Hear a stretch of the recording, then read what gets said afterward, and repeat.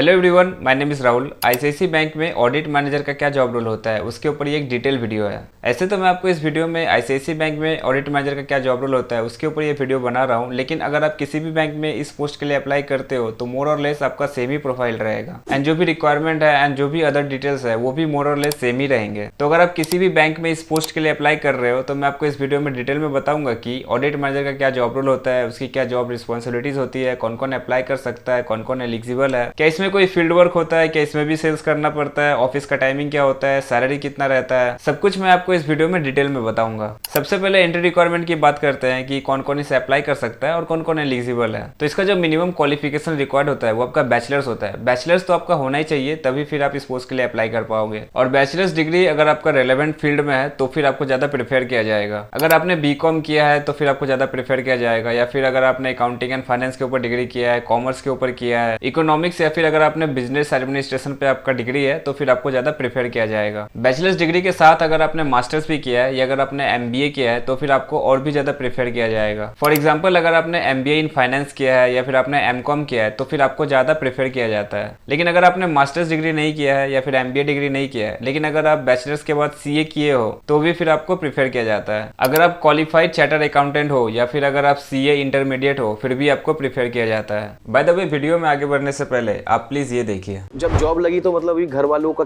कैसा लगा कि जब आपकी पहली जॉब लगी है? हाँ।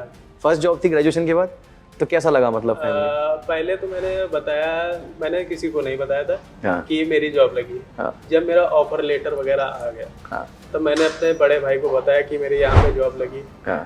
तो उन्होंने मतलब एकदम से शॉक्ड हुए कि अरे एकदम से कैसे हो गया, ये कैसे हो गया? हाँ। तो मैंने कहा देखो, मैंने वो जो कोर्स किया था पीडब्ल्यू स्किल्स का बीएफएसआई वाला, हाँ। तो वहाँ से मेरे को यहाँ इंटरव्यू दिया था। हाँ। और तो वहाँ से मेरे को प्लेसमेंट मिली। बीएफएसआई कोर्स में जो हम लोगों को सिखाते हैं, देखिए, एक कोर बैंकिंग की नॉलेज देते हैं, ठीक है, और दूसरी जो क्लास चलती है वो सॉफ्ट स्किल की होती है, जिसमें एक इंसान को पॉलिश किया जाता है कि कैसे क्या आपको इंटरव्यू क्रैक करना है। क्या आपको पता है ये अब एक्सिस बैंक में काम कर रहे हैं? आप भी इसकी जगह हो सकते हो, तो मैं आपको बताऊंगा कैसे। आजकल प्राइवेट बैंकिंग इंडस्ट्री में कंपटीशन इतना ज्यादा है ना कि सिर्फ डिग्री काफी नहीं है, आपको इंडस्ट्री रेडी होना पड़ता है। इस कैंडिडेट ने भी यही किया। इंटरव्यू क्लियर करने से पहले इन्होंने नॉलेज ली और जब इंटरव्यूअर ने बैंकिंग के कोर कॉन्सेप्ट पूछे जैसे CA, SA, CRR, SLR, NPA, तो इन्होंने कॉन्फिडेंटली सारे क्वेश्चंस का आंसर किया। अब सवाल यह है कि इन्होंने ये सब किया कैसे? ये सब इन्होंने certification program in banking, financial services and insurance by Physics Wallah की हेल्प से किया। ये एक कोर्स है जो आपको प्राइवेट बैंकिंग में जॉब करने के लिए तैयार करता है। इसमें आपको सॉफ्ट स्किल की ट्रेनिंग दी जाती है जिससे कि आपका कॉन्फिडेंस लेवल बढ़ता है एंड कोर बैंकिंग के कॉन्सेप्ट्स आपको सिखाए जाते हैं। सिर्फ यही नहीं, आपका रिज्यूमे कैसा होना चाहिए एंड लिंक्डइन की प्रोफाइल को आपको कैसे अपडेट रखना है, साथ ही मॉक इंटरव्यू भी करवाए जाते हैं। और सबसे बड़ी बात, कोर्स खत्म होने पर इसमें आपको इंटरव्यू की अपॉर्चुनिटीज भी शेयर की जाती है जिसमें आप अप्लाई करके जॉब इंटरव्यू क्रैक कर सकते हो, जैसा कि इन्होंने किया। और अगर आपको और भी कैंडिडेट्स की सिलेक्शन स्टोरी जाननी है तो आप फाइनेंस वल्ला के चैनल को चेक कर सकते हो। और अगर आप इस कोर्स के बारे में ज्यादा जानना चाहते हो तो लिंक मेरे डिस्क्रिप्शन में है, आप चेक कर सकते हो और जॉब रेडी बनकर आप अपना बैंकिंग करियर स्टार्ट कर सकते हो।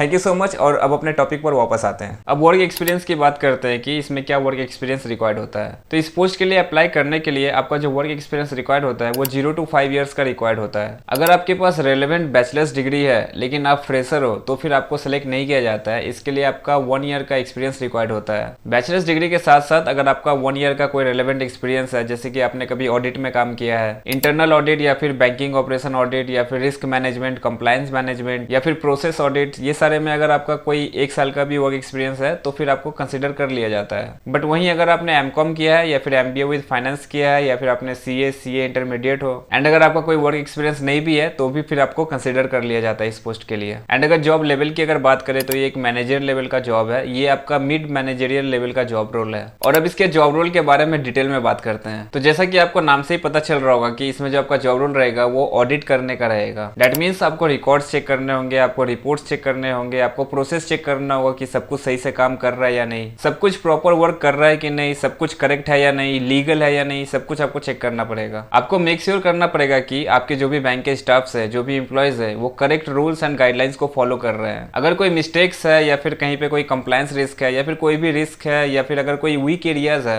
तो आपको सजेशन प्रोवाइड करना करना होगा कि कैसे इसे फिक्स कर सकते हैं, कैसे और इम्प्रूव कर सकते हैं। एंड ऑडिट में इंटरनल ऑडिट होता है जिसमें बहुत सारे एरियाज होते हैं जहाँ पे ऑडिट किया जाता है। तो आपको ऑडिट प्लानिंग एंड एग्जीक्यूशन कैसे करना है उसका चेकलिस्ट भी आपको बनाना पड़ेगा। जैसे कि आपको डिसाइड करना होगा कि कौन से एरिया में आपको चेक करना है, कि अगर आपको लोन एरिया में चेक करना है या फिर आपको कोई बैंक ऑपरेशन एरिया में चेक करना है, पेमेंट्स या फिर ब्रांच ऑपरेशंस किस में आपको चेक करना है, उसका चेकलिस्ट आपको बनाना पड़ेगा। और आपको फाइंड आउट करना होगा कि how the work is currently done in those areas, वहाँ पे काम कैसे किया जा रहा है, किस तरह से काम हो रहा है, वो सब आपको चेक करना होगा। आपको चेक करना होगा कि सारे रूल्स एंड गाइडलाइंस को फॉलो किया जा रहा है कि नहीं। कोई वीक एरियाज है जहाँ पे कुछ रिस्क है तो उसको इंप्रूव करने के लिए आपको सजेशन प्रोवाइड करना होगा। एंड ऑडिट करने के बाद जो भी ऑडिट के फाइंडिंग्स आते हैं, जो भी आपका रिपोर्ट बनेगा, तो आपको रिपोर्ट बिल्डिंग करनी पड़ेगी। आपको डेटा एंड डॉक्यूमेंट्स कलेक्ट करने होंगे, जैसे कि ट्रांजेक्शन रिकॉर्ड्स, फॉर्म्स या फिर इंटरनल जो भी रिपोर्ट्स होंगे वो सब आपको कलेक्ट करना होगा। एंड जो भी आपके रिकॉर्ड्स निकल के आते हैं, जो भी आपके फाइंडिंग्स निकल के आती है, उसको आपको ठीक से स्टोर करना होगा ताकि फ्यूचर में वो हेल्प कर सके। एंड आपको टेक्नोलॉजी एंड टूल्स का यूज करना होगा, क्योंकि बार बार जब आप ये चेकलिस्ट बनाओगे तो इसमें आपका बहुत टाइम जाएगा। तो आपको एक ही बार सारे फॉर्मेट बनाने होंगे, फॉर्मूलाज वगैरह सेट करना होगा। फॉर एग्जाम्पल आपको एक्सेल यूज करना होगा ताकि जो भी लार्ज ट्रांजेक्शन होते हैं, जो भी लार्ज नंबर ऑफ डेटा है, रिकॉर्ड्स है, उसको कैलकुलेट करने में आपको ईजी हो। एंड आपको और भी ऑडिट टूल्स को यूज करना पड़ेगा ताकि आप सारे प्रोसेस को और भी ज्यादा फास्ट एंड स्मूथ कर सको। एंड इसमें आपको स्टेक होल्डर मैनेजमेंट भी करना पड़ता है, जैसे आपको डिपार्टमेंट हेड या फिर ब्रांच स्टाफ से आपको क्लोजली आपको डील करना होगा कि अगर कोई नए अपडेट्स आते हैं, कोई रूल्स आता है तो आपको उसको समझना होगा। अगर बैंक पॉलिसी में कोई चेंजेस आते हैं तो आपको उसमें भी अप टू डेट रहना होगा। अब मैं आपको कुछ एरियाज बताता हूँ जहाँ पे आपको ऑडिट करनी पड़ सकती है एंड जहाँ पे ऑडिट की रिक्वायरमेंट होती है। Retail branch banking, retail asset जैसे कि लोन या फिर credit card, business and wholesale banking, trade finance and international banking, ये सारे जगह पे ऑडिट की रिक्वायरमेंट होती है एंड इस सब एरिया में आपको काम करना पड़ेगा। अगर एग्जाम्पल से मैं आपको बताऊं तो अगर आप रिटेल बैंकिंग में ऑडिट करते हो या फिर ब्रांच बैंकिंग में ऑडिट करते हो तो आप डेली ट्रांजेक्शन चेक करोगे कि क्या क्या ट्रांजेक्शन आ रहे हैं एंड कैसे रिकॉर्ड को मेंटेन किया जा रहा है। आप कैश हैंडलिंग को चेक करोगे कि कैसे कैश को वो लोग हैंडल कर रहे हैं एंड सारे गाइडलाइंस एंड रूल्स फॉलो किए जा रहे हैं कि नहीं। आप चेक करोगे कि केवाईसी जो कर रहे हैं तो वो सही से हो रहा है या नहीं। अकाउंट ओपनिंग कैसे किया जा रहा है एंड क्या प्रोसेस को फॉलो किया जा रहा है। अगर आप रिटेल एसेट्स या फिर लोन डिपार्टमेंट में हो तो आपको चेक करना होगा कि personal loan, home loan, auto loan, ये सारी चीजें को प्रॉपर्ली इशू किया जा रहा है कि नहीं। होलसेल बैंकिंग में आपको चेक करना होगा कि बिग क्लाइंट्स जैसे कि कॉर्पोरेट बैंकिंग होता है, कॉर्पोरेट लोन्स होता है, लार्ज लोन्स होता है, वो सब सही से इशू हो रहा है कि नहीं। तो ये सारे एरिया है जहाँ पे ऑडिट की जाती है एंड आपको ये सब करनी होगी। एंड इंटरनल ऑडिट आखिर किया क्यों जाता है एंड इसका क्या गोल है। इंटरनल ऑडिट इसलिए किया जाता है या फिर ऑडिट मैनेजर को इसलिए हायर किया जाता है ताकि वो जो भी बैंक में फ्रॉड होते हैं, जो भी फाइनेंशियल लॉसेस होते हैं, उससे बैंक को वो बचा सके एंड उससे सेफ रख सके। इससे ये मेक श्योर किया जाता है कि बैंक में जो भी डिसीजन लिए जा रहे हैं वो सारे अच्छे से ध्यान से लिए जा रहे हैं, ना कि केयरलेसली लिए जा रहे हैं। और ये एक ट्रस्ट भी बिल्ड करता है कि बैंक इंटरनली सारे काम को अच्छे से कर रही है या नहीं। तो मोस्टली जो आपका काम रहेगा वो ये चेक करना होगा कि बैंक में जो भी प्रोसेस है, जो भी काम हो रहा है वो सारे लीगल तरीके से हो रहा है या नहीं एंड जो भी वर्क हो रहा है वो प्रॉपर रूल्स एंड गाइडलाइंस को फॉलो करके हो रहा है या नहीं। आपको चेक करना होगा कि सारे काम एफिशिएंट तरीके से होने चाहिए। आपको डॉक्यूमेंट्स को रिव्यू करना होगा, आपको डेटा को चेक करना होगा, जो भी इन्फॉर्मेशन कलेक्ट किया आपने उसके ऊपर रिपोर्ट बिल्ड करना होगा, उसको एनालाइज करना होगा ताकि सिस्टम में अगर कोई भी मिस्टेक्स है, कोई भी लूप होल्स है तो उसको फिक्स किया जा सके एंड उसको इंप्रूव किया जा सके। अब बात करते हैं क्या इसमें आपको कोई सेल्स का वर्क होता है या नहीं, या फिर इसमें भी आपको कोई सेल्स करना पड़ता है। तो ऑडिट मैनेजर के पोस्ट पे आपको कोई सेल्स नहीं करना पड़ता है। इनफैक्ट इस पोस्ट पे आप डायरेक्टली कस्टमर से डील भी नहीं करते हो, आप बैंक के स्टाफ एंड बैंक के एम्प्लॉय से ही डील करते हो। ये आपका इंटरनल ऑडिट होता है, तो इसमें आपका कोई भी सेल्स का काम नहीं होता है। एंड अब बात करते हैं क्या इसका कोई फील्ड विजिट होता है या नहीं। तो इसमें आपका फील्ड विजिट होता है और यहाँ पे आप डिफरेंट ब्रांच में विजिट करते हो। जो भी आपको एरिया असाइन किया जाएगा या फिर जो भी ब्रांचेस आपको असाइन किए जाएंगे वहां पे जाके आप विजिट करते हो एंड चेक करते हो कि सब कुछ सही से हो रहा है या नहीं, सारे काम प्रॉपरली हो रहे हैं या नहीं। तो आपको कोई क्लाइंट बनाने के लिए या फिर सेल्स करने के लिए आपको फील्ड में विजिट नहीं करना पड़ता है। आपको ऑडिट करने के लिए आपके ब्रांचेस ही आपको विजिट करने पड़ते हैं। अब job timing and working hour की बात करते हैं। इसमें आपका क्या जॉब का टाइमिंग रहता है एंड क्या आपका वर्किंग आवर रहता है। तो जनरली जो इसमें आपका जॉब का टाइमिंग रहेगा वो आपका सुबह 9 बजे से लेके शाम के 7 बजे तक रहेगा। एंड आपका जो वर्किंग आवर्स रहेगा जनरली आपका 9 से 10 घंटे का ही रहेगा। लेकिन अगर कभी आपका वर्क का प्रेशर ज्यादा है तो फिर आपको एक्सटेंड भी करना पड़ सकता है, आपको 10 से 12 घंटे भी आपको काम करने पड़ सकते हैं। वर्क प्रेशर जैसे कि आपका फाइनेंशियल ईयर एंडिंग है या फिर मंथ एंड है तो फिर आपको एक्स्ट्रा काम करना पड़ सकता है। एंड सैलरी की अगर बात करें कि इसमें आपको क्या सैलरी प्रोवाइड किया जाएगा तो ये बहुत ही फैक्टर्स पे डिपेंड करता है, जैसे कि आपका एजुकेशन क्वालिफिकेशन क्या है, आपका वर्क एक्सपीरियंस क्या है। बट जनरली जो इनका सैलरी का पैकेज होता है वो 6 लाख पर एनम से लेके 12 लाख पर एनम तक होता है। एंड इस जॉब को करने के लिए स्किल्स क्या क्या रिक्वायर है, तो आपको डिटेल ओरिएंटेड माइंडसेट आपका होना चाहिए, क्योंकि आप यहाँ पे ऑडिट कर रहे हो, आप सारी चीजों को चेक कर रहे हो, सारे प्रोसेस एंड प्रोसीडियर को चेक कर रहे हो, तो आपको एक डिटेक्टिव माइंडसेट आपको लेके चलना पड़ेगा। एंड आपका स्ट्रॉन्ग एथिक्स होना चाहिए कि जो भी अगर कोई काम गलत हो रहा है या फिर कोई प्रोसेस को गलत कोई वायलेट कर रहा है तो आपको उसको आइडेंटिफाई करना होगा एंड उसको इंप्रूव एंड फिक्स करना होगा। आपका एनालिटिक एनालिटिकल स्किल अच्छा होना चाहिए, क्योंकि आप इसमें बहुत सारे डिटेल्स एंड बहुत सारे नंबर्स एंड रिपोर्ट्स को एनालाइज करोगे। तो कुछ भी पॉइंट आउट करना है या फिर कोई सजेशन आपको प्रोवाइड करना है तो आपको नंबर्स एंड रिपोर्ट्स के साथ आपको अच्छा होना होगा। एंड आपका प्रेजेंटेशन स्किल या फिर कम्युनिकेशन स्किल्स आपका अच्छा होना चाहिए, क्योंकि आपके जो भी फाइंडिंग्स निकलेंगे, जो भी आपका रिपोर्ट बनेगा, उसको आपको आपके सीनियर को भी शो करना होगा, उनको सारी चीजें आपको बतानी होगी। आप आपके सारी फाइंडिंग्स को क्लियरली एक्सप्लेन कर पाओ, तो इसके लिए आपका कम्युनिकेशन स्किल भी अच्छा होना चाहिए। तो ये था पूरा जॉब रोल्स एंड डिटेल्स इस पोस्ट के बारे में। अगर आपको अप्लाई करना है तो मैं आपको डिस्क्रिप्शन में लिंक दे दूंगा, आप वहां से अप्लाई कर सकते हो। एंड इसका जो सिलेक्शन प्रोसेस है वो भी बहुत ज्यादा सिंपल है। इसमें आपको कोई टेस्ट नहीं होता है, आपको कोई पैसे नहीं देने पड़ते हैं, आपको बस अप्लाई करना है। आप वेबसाइट पे जाके अप्लाई कर सकते हो, और अगर आपका प्रोफाइल शॉर्टलिस्ट होता है तो फिर आपको इंटरव्यू के लिए बुलाया जाता है। आपका जो इंटरव्यू होगा वो face to face personal interview होगा, और अगर आप इंटरव्यू को क्लियर कर लेते हो तो फिर आप बैंक को ज्वाइन कर सकते हो। वीडियो अच्छा लगा तो लाइक कर दीजिए, चैनल को सब्सक्राइब कर लीजिए। Thank you so much watching till the end. I see all the very best. Till then take care, bye bye,